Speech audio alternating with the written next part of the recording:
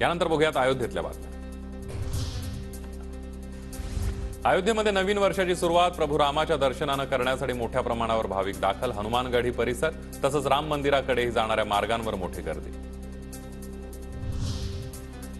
प्रभू श्रीरामाची अयोध्या नगरी सजली। मिठाई झेंड्यांच्या दुकानांमध्ये खरेदीसाठी मोठी गर्दी। अयोध्येतल्या रस्त्यांवर भाविकांची लगबग।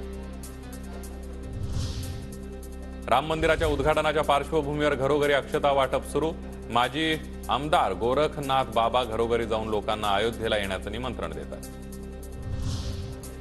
रामचरितमानस आणि वाल्मिकी रामायणामध्ये वर्णन केल्याप्रमाणे 5 वर्षांच्या प्रभू रामाची मूर्ती तयार।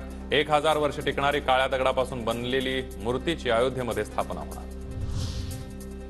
अयोध्येमध्ये रामलल्लांसाठी साकारणार विविध 7 रंगांचे पोशाख। भागवत प्रसाद यांच्याकडे राम लल्लांचे पोशाख बनवण्याची सेवा। शरयू नदीच्या तीरावर लेझर शोचं आयोजन। येणाऱ्या प्रत्येक भाविकाचं लक्ष वेधून घेणारे आकर्षक रोषणाई। सरत्या वर्षाला निरोप देण्यासाठी जमलेल्या भाविकांना पर्वणी।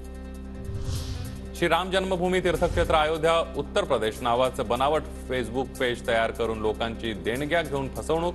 देणग्या गोळा करण्यासाठी थेट QR कोड वापर। तर या फसवणुकीवर कारवाई करण्याची मागणी विश्व हिंदू परिषदेनं केली आहे।